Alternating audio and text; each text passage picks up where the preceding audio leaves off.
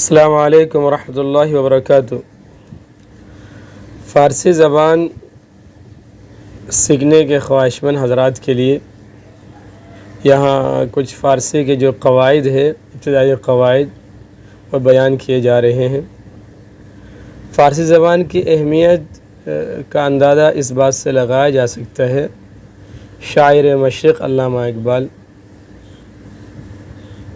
رحمہ اللہ، جن کے اشعار کا اکثر حصہ جو ہے فارسی میں ہے، تو فارسی کی اہمیت کا اندازہ جس سے ہوتا ہے۔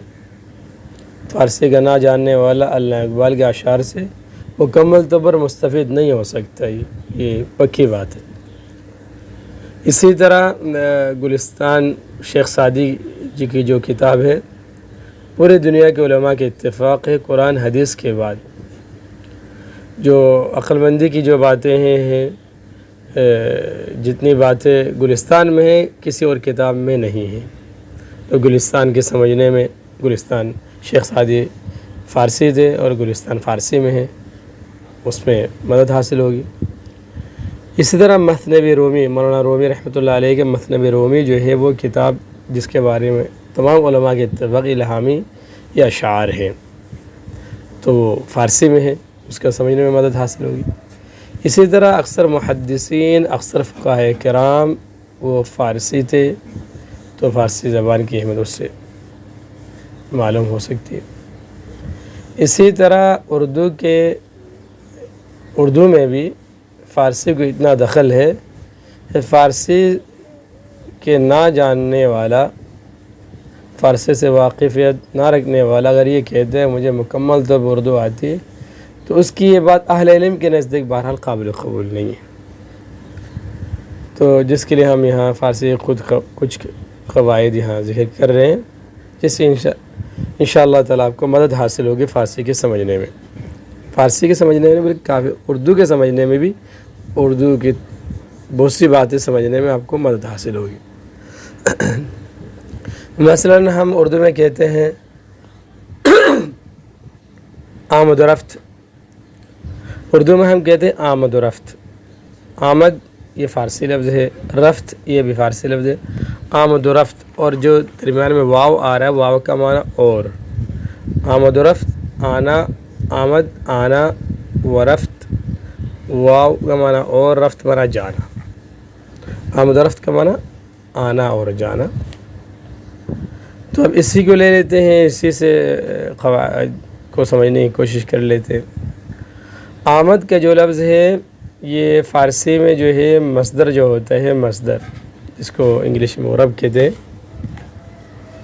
تو اب مصدر کی جو علامت ہوتی ہے فارسی میں وہ آخر میں نون آتا ہے، دال کے ساتھ نون یا تا کے ساتھ۔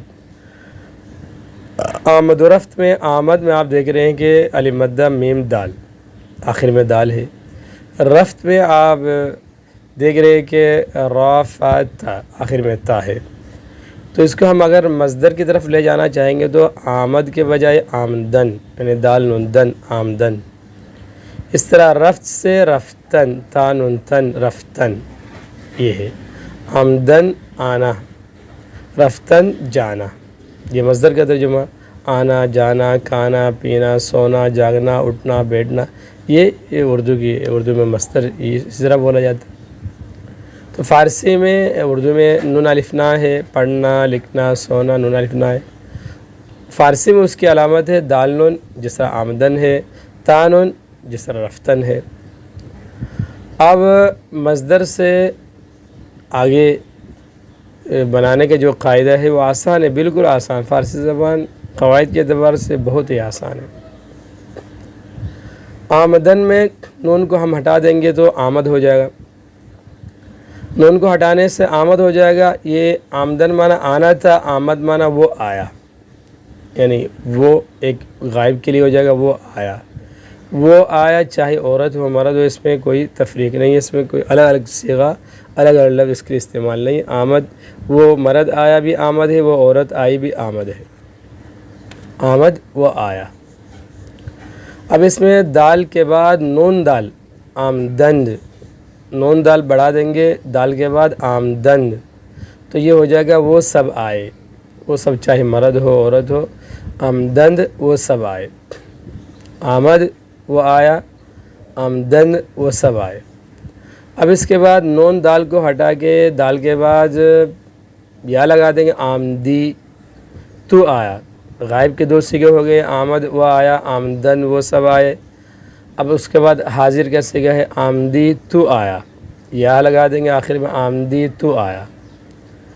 اب یا کے بعد دال کا بھی اضافہ کر دیں گے، آمدید، دید نہیں پڑھیں گے، اس کو زیر کے ساتھ نہیں پڑھیں گے، دال کے زبر کے ساتھ بلکہ آمدید، آمدید یہ ہو جائے گا تم سب آئے، آمدی تو آیا، آمدید تم سب آئے، یہ عورت مرد سب کے لیے ایک ہی صیغہ ہے۔ اسی طرح اب حاضر کے بھی 2 صیغے ہو گئے، آمدی تو آیا، آمدید تم سب آئے۔ اب متکلم کی طرف چلے جائیں گے، میم بڑھا دیں گے دال کے بعد، آمدم، آمدم میں آیا۔ اب درمیان میں یا لگا کر میم کے ساتھ لگا، آمدیم، دیم نہیں پڑھیں گے، زر کے ساتھ نہیں پڑھیں گے، زبر کے ساتھ، آمدیم، آمدیم ہم سب آئے۔ دوبارہ سن لیں، آمدن یہ مصدر ہے آنا، اس سے ہم جب صیغہ بنانے کی طرف جائیں گے تو نون کو ہٹا دیں گے، آمد وہ آیا، آمدند دال کے بعد نون دال، آمدن وہ سب آئے، 2 صیغے غائب کے ہو گئے۔ اب حاضر کے آمدی یا کے ساتھ تو آیا، آمدید یا دال کے ساتھ، آمدید تم سب آئے، دید نہیں پڑھیں گے، دید، آمدید تم سب آئے، حاضر کے 2 صیغے ہو گئے۔ متکلم کی طرف آ جائیں گے، آمدم میم لگا کر آخر میں، آمدم میں آیا، آمدیم ہم سب آئے۔ یہ تو تھا دال نون کے ساتھ جو مصدر تھا، اس کے 6 صیغے ہو گئے۔ اب چلے جاتے ہیں تا نون کے ساتھ تن، رفتن جس طرح ہے، رفتن جانا، نون ہٹا دیں گے، رفت وہ گیا، رفت وہ گیا، رفتن تا کے بعد نون دال بڑھا کے، رفتن وہ سب گئے۔ اب غائب کے 2 صیغے ہو گئے، حاضر کے 2 صیغے کی طرف آتے ہیں، یا بڑھا دیں گے رفتی، تا کے بعد یا بڑھا دیں گے، رفتی تو آیا، تو گیا، رفتید، تید نہیں پڑھیں گے، زیر کے ساتھ نہیں پڑھیں گے، رفتید، رفتید یا دال کے ساتھ، تا کے بعد یا دال، رفتید تم سب گئے، حاضر کے 2 صیغے ہو گئے۔